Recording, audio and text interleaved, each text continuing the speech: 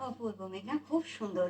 বাঁশি শুনিয়ে কি ঘরে থাকা যায়? খুব কঠিন একটি কম্পোজিশন আর.ডি. বর্মনজির, এবং আশাজি অসাধারণ গেয়েছেন। তারপরে সত্যি এই গানকে যেকোনো শিল্পীর কাছে অ্যাটেম্প্ট করাটা একটা বিশাল বড় ব্যাপার। তুমি খুব সুন্দরভাবে গাইলে, এবং আমি জানি আজকে তুমি আর.ডি. বর্মনেরই বেশ কিছু গান নিয়ে তুমি এসেছো।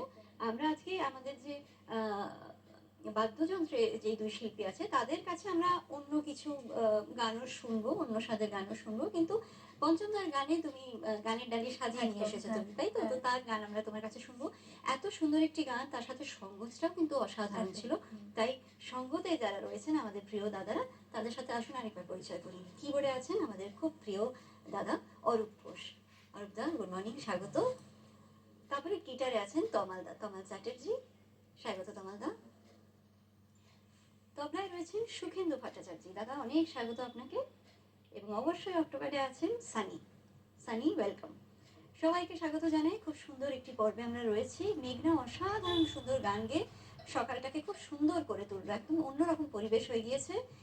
এবং মেঘনার পরে আমি চলে যাব ঝুমপাদির কাছে। ঝুমপাদি, তুমি এসেছো আমাদের হারমোনিকাতে খুব সুন্দর একটি গান শোনাবে। আমি জানি কোন গানটা, কিন্তু আমাদের দর্শক বন্ধুরা এখনো জানেন না। তাহলে আর অপেক্ষা করাবো না তাদের, শুনে ফেলি সেই গান।